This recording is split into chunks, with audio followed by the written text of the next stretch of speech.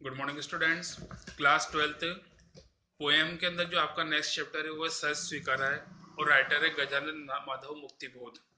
कवि परिचय। प्रयोगवादी काव्यधारा के प्रतिनिधि कवि गजानन माधव मुक्तिबोध का जन्म मध्य प्रदेश के ग्वालियर जिले में श्योपुर नामक स्थान पर 1917 ईस्वी में हुआ। उनके पिता पुलिस विभाग में थे, अतः निरंतर होने वाले स्थान के कारण उनकी पढ़ाई नियमित और व्यवस्थित रूप से नहीं हो पाई। 1954 में उन्होंने नागपुर विश्वविद्यालय में एमए हिंदी और बाद में राजनांद गांव के डिग्री कॉलेज के अध्यापन का कार्य प्रारंभ किया। इन्होंने अध्यापन, लेखन और पत्रकारिता सभी क्षेत्रों में अपनी योग्यता और प्रतिभा का परिचय दिया। 1964 ईस्वी में यह महान चिंतक, दार्शनिक, पत्रकार और सजग लेखक तथा कवि इस संसार से चल बसा।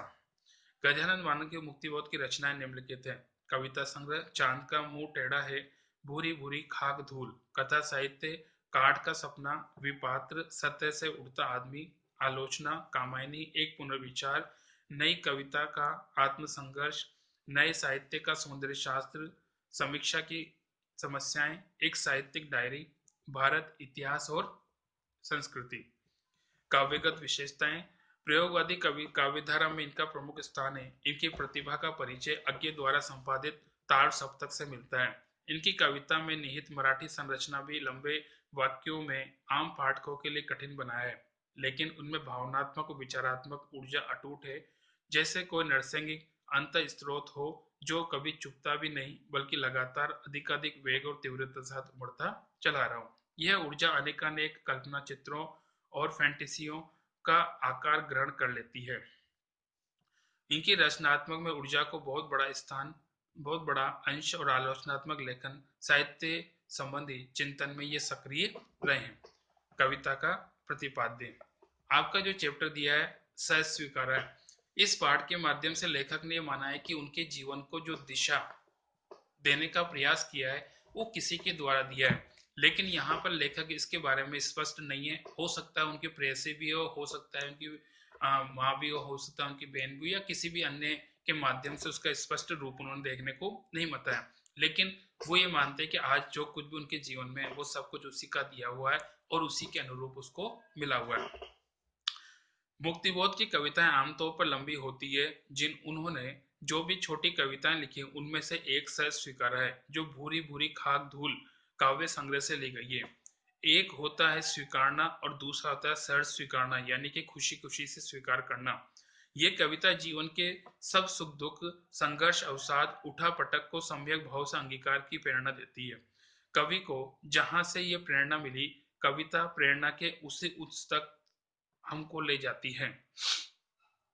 उस विशिष्ट व्यक्ति की सत्ता की मैं इसी सहजता के चलते उसको स्वीकार किया था।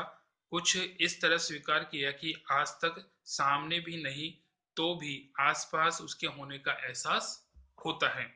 मुस्कुराता चांद जो धरती पर रात भर, मुझ पर त्यों तुम्हारा ही खिलता वह चेहरा है। ये कवि का कहना है। सार। कवि कहता है कि मेरे जीवन में जो कुछ भी है वह मुझे सहर्ष स्वीकार है, चाहे हो सकता है उसमें अमीरी, गरीबी या सुख या दुख कुछ भी हो। लेखक मानता है कि वो सब कुछ मुझे प्रिय है। मुझे जो कुछ भी मिला है वो तुम्हारा ही दिया हुआ है और वह तुम्हें प्यारा है, इसलिए मुझे भी प्यारा है। मेरी गर्वीली गरीबी, विचार वैभव, गंभीर अनुभव, दृढ़ता, भावनाएं आदि सब कुछ पर तुम्हारा ही प्रभाव है। तुम्हारे साथ मेरा न जाने कौन सा नाता है कि मैं जितनी भी भावनाएं बाहर निकालने का प्रयास करता हूँ वे भावनाएं उतनी ही अधिक उमड़ती रहती है। तुम्हारा चेहरा मेरे ऊपरी धरती पर चांद की तरह अपनी कांति बिखेरता रहता है। कवि कहता है कि मैं तुम्हारे प्रभाव से दूर जाना चाहता हूं, क्योंकि लेखक अपने आप को मानता है कि किसी को अपनी कमजोरी बनाना नहीं चाहता। वो ये चाहता है कि उसके साथ संबंध है वो दूर हो जाए, वो उससे अलग हो जाए। अपने आप को, चाहे हो सकता है उसके लिए दुख का कारण होगा, लेकिन फिर भी वो उसके लिए दूर होने की बात कहता है। मैं तुम्हारे प्रभाव से दूर जाना चाहता हूँ क्योंकि मैं भीतर से दुर्बल पड़ने लगा हूँ, अर्थात तुम मेरी कमजोरी बनने लगे हो और मैं तुम्हारी कमजोरी बनना पसंद नहीं करता हूँ। तुम ही मुझे दंड दो ताकि मैं दक्षिण ध्रुव की अंधकारमयी अमावस्या की रात्रि के अंधेरे में लुप्त हो जाऊं। मैं तुम्हारे उजालेपन को अधिक सहन नहीं कर पा रहा हूं। तुम्हारी ममता की कोमलता भीतर से चुभने लगी है। मेरी आत्मा कमजोर पड़ने लगी है। मैं स्वयं को पातालीय अंधेरों की गुफाओं में लापता होने की बात कहता हूँ, किंतु वहां भी उसे प्रियतम का सहारा मिलता है। लेखक जहां भी जाता है, चाहे किसी भी जगह हो, चाहे अंधकार में हो, चाहे गुफाओं में हो, लेकिन वहां जाने के बावजूद भी उसको पता लगता है कि वहां भी उसका जो प्रेम और उसका जो फैलाव है उसको वहां तक भी छूता है, उससे वहां तक भी दूर नहीं हो सकता। बाकी नेक्स्ट